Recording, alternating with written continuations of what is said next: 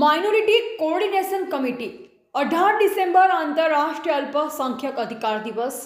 Minority coordination committee MCC Gujarat તારીખ 18 December 2016ના રોજ અલ્પસંખ્યકોના મુદ્દાઓને સમાજ અને સરકારની સામે લાવવા અને તેના ઉપર નક્કર પગલાં લઈ લઘુમતીઓ તેમના અધિકારો પ્રાપ્ત કરી શકે તે માટે બનાવવામાં આવેલ. MCC દ્વારા લઘુમતીઓના મુદ્દે સઘન રિસર્ચ કાર્ય બાદ ધ્યાનમાં આવ્યું કે ગુજરાતમાં લઘુમતીઓને આ અધિકારો પણ પ્રાપ્ત નથી જે બીજા રાજ્યોમાં પ્રાપ્ત છે.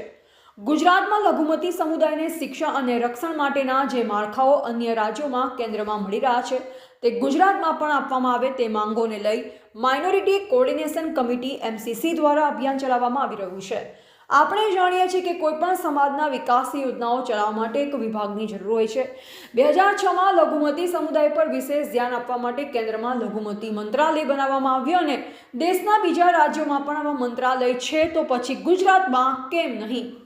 લઘુમતીઓના વિકાસ યોજનાઓ માટે કેન્દ્રના બજેટમાં વર્ષે 2025-26માં 3,350 કરોડ છે. લઘુમતી વિભાગનું બજેટ દર વર્ષે ઓછું થતા જાય છે. 1992 સંયુક્ત રાષ્ટ્ર સંઘના લઘુમતીઓના વિકાસ અને રક્ષણ માટે જે કન્વેન્શન થયું તેમાં ભારતે પણ હસ્તાક્ષર કર્યા. ત્યારબાદ national commission for minority act 1992માં અમલમાં આવ્યું, જે મુજબ રાષ્ટ્રીય લઘુમતી આયોગ અને 18 રાજ્યોમાં પણ લઘુમતી આયોગ બન્યા છે જે લઘુમતીઓ સાથે થતા ભેદભાવની ફરિયાદો સાંભળે છે. તો હજુ સુધી ગુજરાતમાં લઘુમતી આયોગ કેમ નહીં?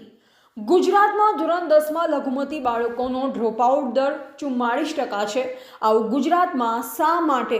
ગુજરાતના લઘુમતી પ્રભુત્વ ધરાવતા વિસ્તારોમાં સરકારી માધ્યમિક શાળાઓની અછત શા માટે છે? દેશના અન્ય રાજ્યોમાં પ્રાદેશિક ભાષાઓ જેવી કે સંસ્કૃત, અરબી, ફારસી અને ઉર્દૂને બચાવ અને તેનો વિકાસ થાય તે માટે આવી ભાષામાં ભણવાવાળા વિદ્યાર્થીઓને રાજ્યની ભાષાની સમકક્ષ માન્યતા આપવામાં આવી છે, જેવી કે બિહાર બોર્ડ, યુપી બોર્ડ વગેરે. પરંતુ ગુજરાતમાં આવી ભાષાઓમાં ભણવાવાળા બાળકોને ગુજરાત બોર્ડ સમકક્ષ માન્યતા નથી. કેમ?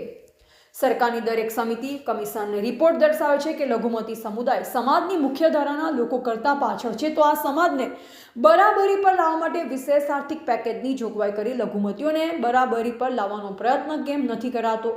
ગુજરાતમાં બીજા સમાજોના પછાતપણાના આધારે પેકેજ આપવામાં આવેલ છે તો લઘુમતીઓને કેમ નહીં? ગુજરાતમાં 2002 અને અન્ય સાંપ્રદાયિક હિંસાથી વિસ્થાપિત હજારો કુટુંબો રહે છે. આ લોકોના પુનર્વસન માટે વિશેષ નીતિની ખાસ જરૂર છે. તો અત્યાર સુધી ગુજરાત સરકારે કોઈ નીતિ કેમ બનાવી નથી? સચર સમિતિના ભલામણને અનુસરી સરકાર દ્વારા વડાપ્રધાનના નવા 15 મુદ્દાના કાર્યક્રમનો અન્ય રાજ્યોમાં ઠીકઠાક અમલીકરણ છે, પરંતુ આ કાર્યક્રમનો અમલ ગુજરાતમાં શૂન્ય છે. આવું કેમ? मुजाहिद नफीस, कन्वीनर माइनॉरिटी कोऑर्डिनेशन कमेटी। आज ना कार्यक्रम आज अंतर्राष्ट्रीय अल्पसंख्यक अधिकार दिवस है। आज के दिन संयुक्त राष्ट्र संघ में 1992 में दुनिया भर के अल्पसंख्यकों को उनकी शिक्षा, उनके रक्षण, उनके रोज़गार के अधिकार दिए गए थे।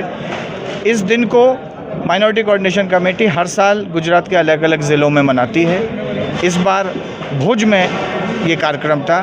आज के दिन हम लोग यहाँ पूरे भुज के कच्छ ज़िले के आगेवान आए, उनके साथ बैठकर कच्छ ज़िले के मुसलमानों की समस्याएं, अल्पसंख्यक समुदाय के जो इश्यूज़ हैं उन पर बात की हमने, और आगे आने वाले समय में इन इश्यूज़ को हल करने के लिए कैसे मिलकर काम करेंगे इस पर बात हुई।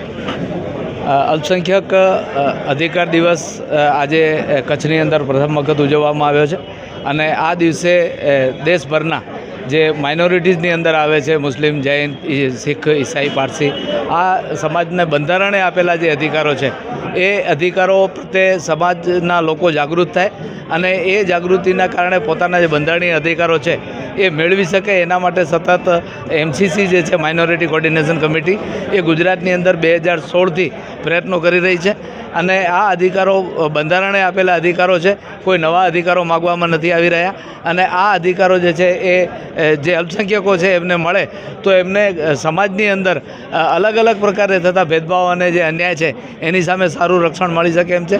એના માટેના પ્રયત્નો છે અને આજના દિવસને પ્રથમ વખત કચ્છમાં અલ્પસંખ્યક અધિકાર દિવસ તરીકે ઉજવણી કરી છે. આવનારા દિવસોમાં આજે જે સંદેશ અહીંયાથી આપવામાં આવ્યો છે એ સંદેશ જિલ્લાના તમામ વિસ્તારોમાં પહોંચે એના માટે આજે જે જિલ્લાના અલગ અલગ આગેવાનો તમામ ક્ષેત્રના જે અહીંયા ઉપસ્થિત રહ્યા છે એ તમામ આગેવાનોને સાથે રાખી અને આ સંદેશ આગળ પહોંચાડવામાં આવશે.